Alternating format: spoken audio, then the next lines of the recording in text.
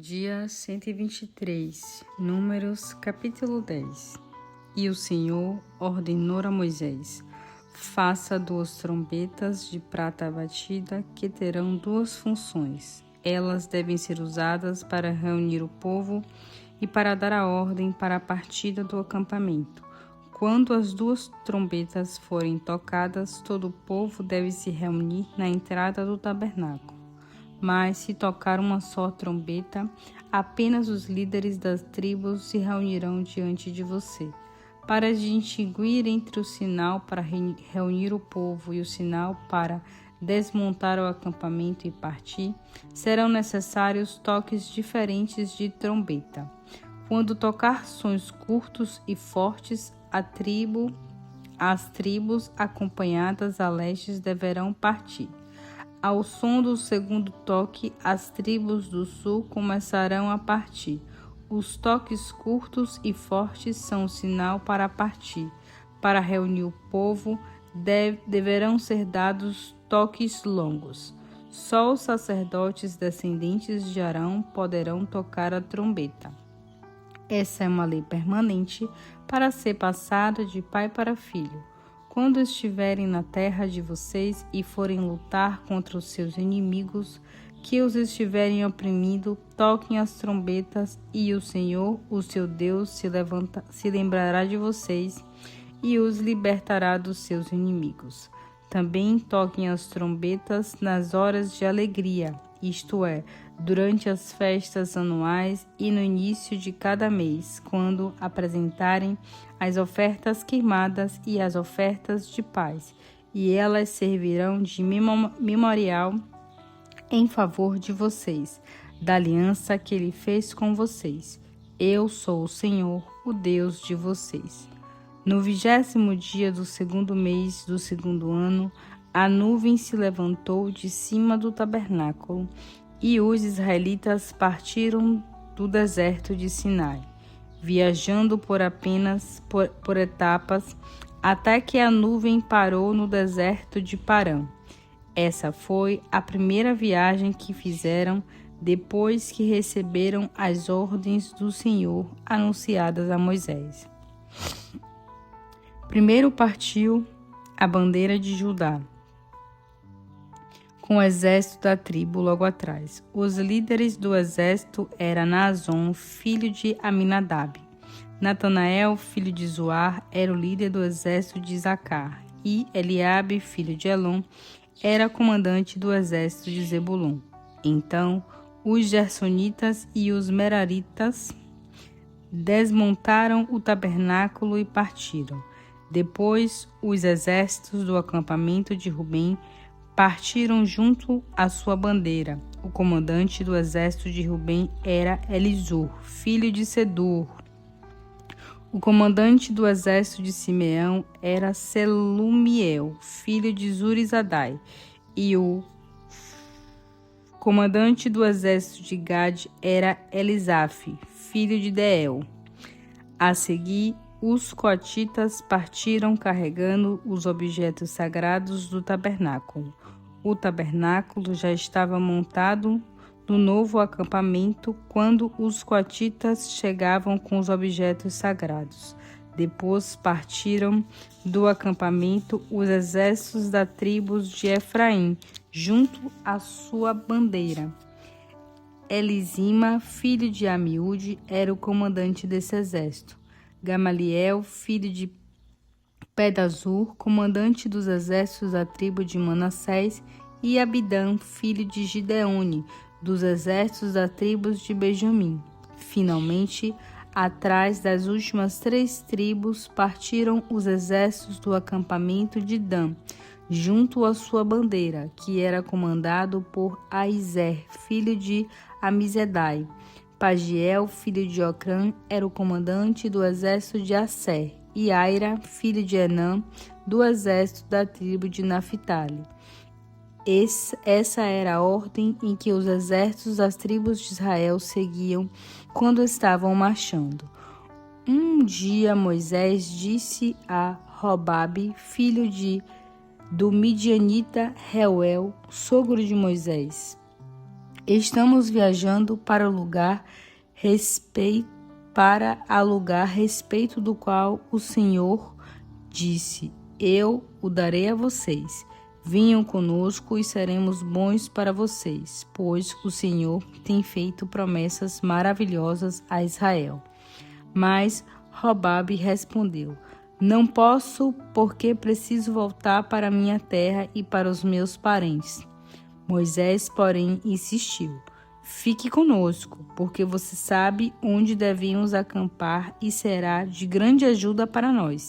Se você vier conosco, participará de todos os benefícios que nos forem concedidos pelo Senhor.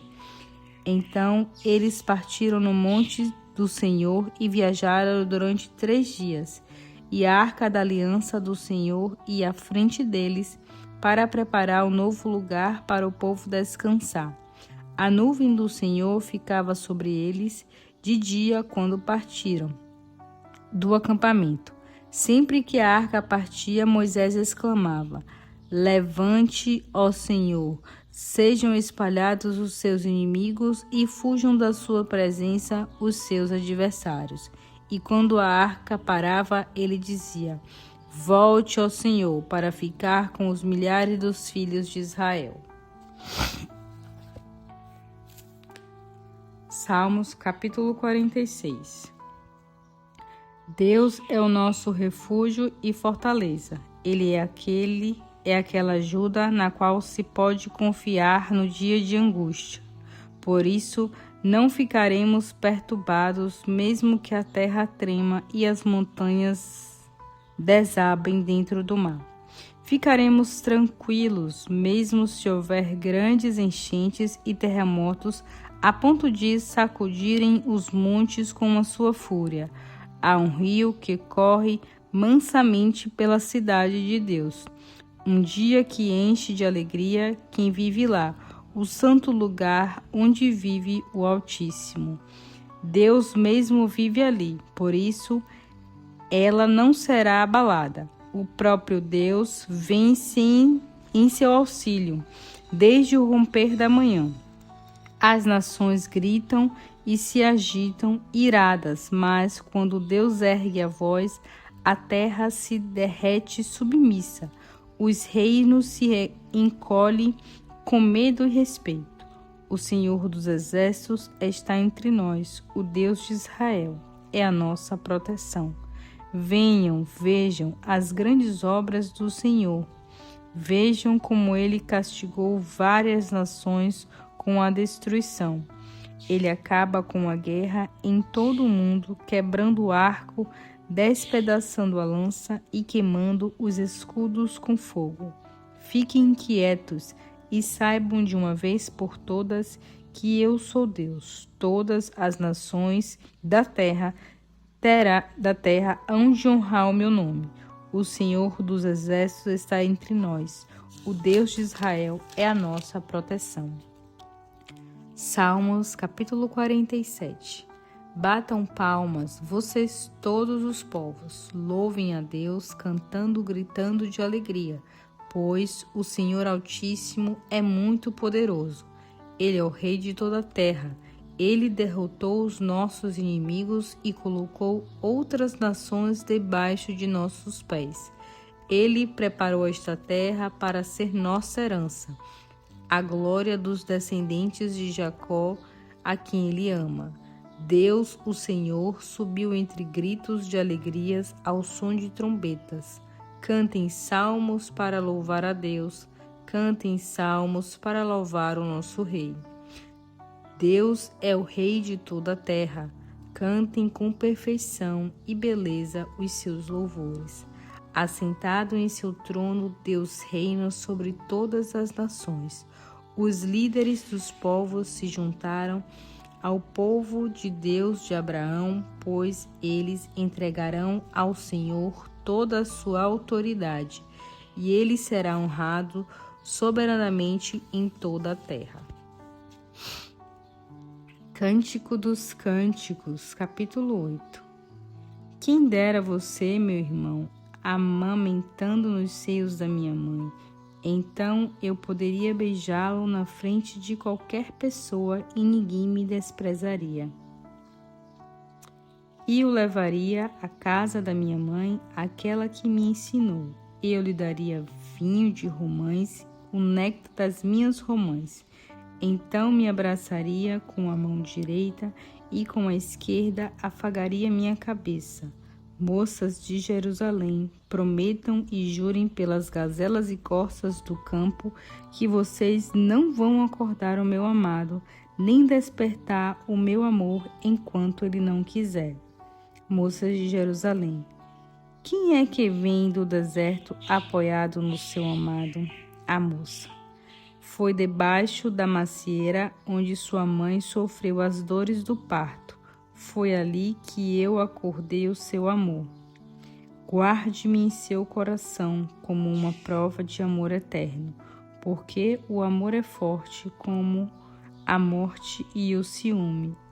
É cruel como a sepultura. O amor é como fogo, como labaredas do Senhor.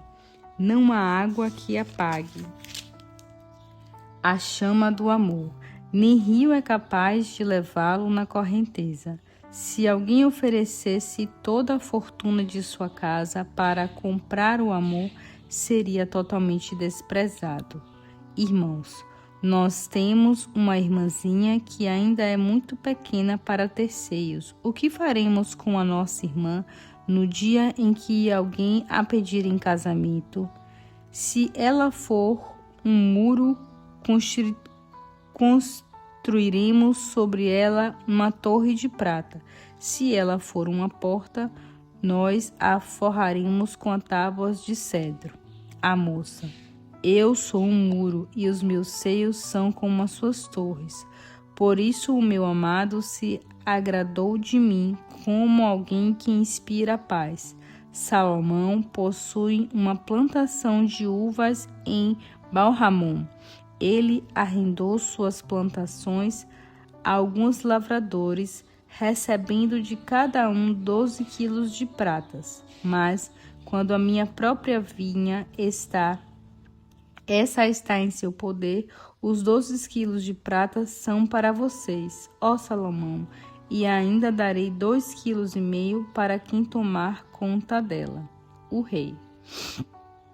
Você que mora nos jardins dos amigos, desejam ouvir a sua voz.